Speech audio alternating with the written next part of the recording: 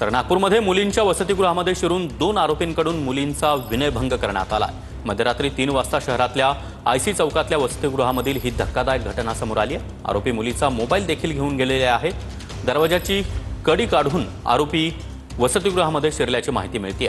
वसतिगृहामध्ये CCTV आणि पुरेशी सुरक्षा व्यवस्था नसल्याची धक्कादायक बाब देखील समोर आली आहे। वसतिगृहातील 64 मुलींच्या सुरक्षेचा प्रश्न त्यामुळे ऐरणीवर आला। एमआयडीसी पोलीस ठाण्यामध्ये अज्ञात आरोपींविरोधात तक्रार दाखल करण्यात आली आहे। दरम्यान आरोपींचा शोध घेतला जात असला तरी आरोपींना अटक करण्याचं आव्हान पोलिसांपुढे असणार आहे। थेट जाणार आहोत आमचे प्रतिनिधी गजानन उमाटे यांच्याकडे। गजानन, अतिशय धक्कादायक बाब म्हणावी लागेल।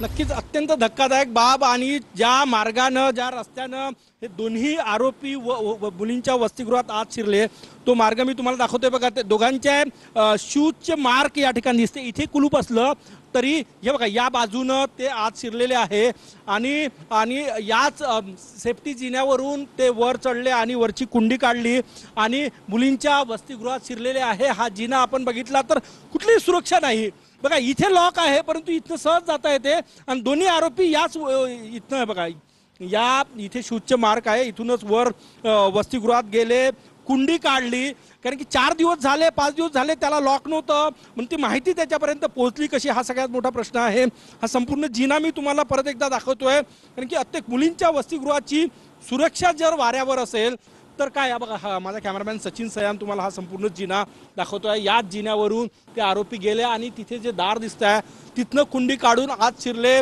त्या मुलीच्या रूममध्ये गेले, तिचा विनयभंग केला, तिला बॅट टच करण्याचा प्रयत्न केला आणि त्यानंतर जे आहे तिचा मोबाईल हिसकावला आणि पळून गेला। सगळ्यात महत्त्वाचं चॅलेंज आहे की त्या आरोपीचा शोध कसा लागणार। या परिसरातले सीसीटीव्ही शोधण्याचं काम एमआयडीसी पोलिसांकडून सुरू आहे परंतु 64 ही मुली कारण की मी स्वतः त्या मुलींशी संवाद साधला।